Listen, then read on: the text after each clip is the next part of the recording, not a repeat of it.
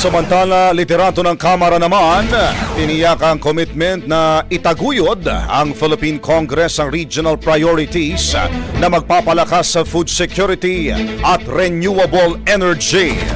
Brigada Haji Camino, ibrigada mo! Brigada Live Report!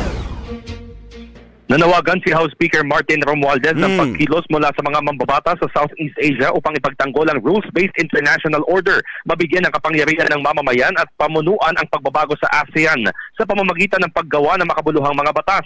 Sa kanyang talumpati sa harap ng heads of state at mga leader ng lehislatura sa 14th ASEAN Leaders Interface with representatives of the ASEAN Interparliamentary Assembly sa Kuala Lumpur, Malaysia. Binigyang diin ni Romualdez ang mahalagang papel ng mga institusyong gumagawa ng batas upang matiyak ang pananatili ng kapayapaan, kasaganaan at soberanya sa rehiyon.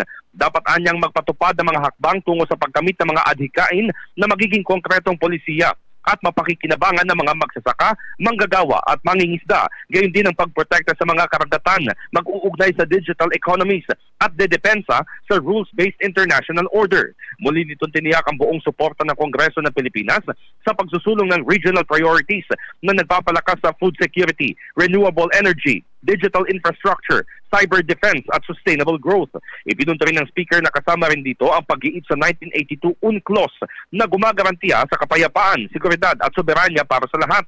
Nakasalalay umano sa matatag na pagsunod sa international law ang kapayapaan at kasaganaan, lalo na sa gitna ng global tension at banta sa integridad ng karagatan. Dagdag pa ni Romualdez, sa ilalim ng pamumuno ni Pangulong Bongbong Marcos, isinusulong ng Pilipinas ang pagkakaisa, innovation at pagiging inclusive na bahagi ng pambansang agenda kaakibat ng mga layunin ng ASEAN. In the heart of changing lives, ako si Brigada Haji Camino ng 105.1 Brigada News FM Manila, the Music and News Authority. Brigada Balita Nation. Ang bahaging ito ay hatid sa atin ng Standout ES4 Capsule. Simulang tuparin ang pangarap ng iyong anak. And starting now,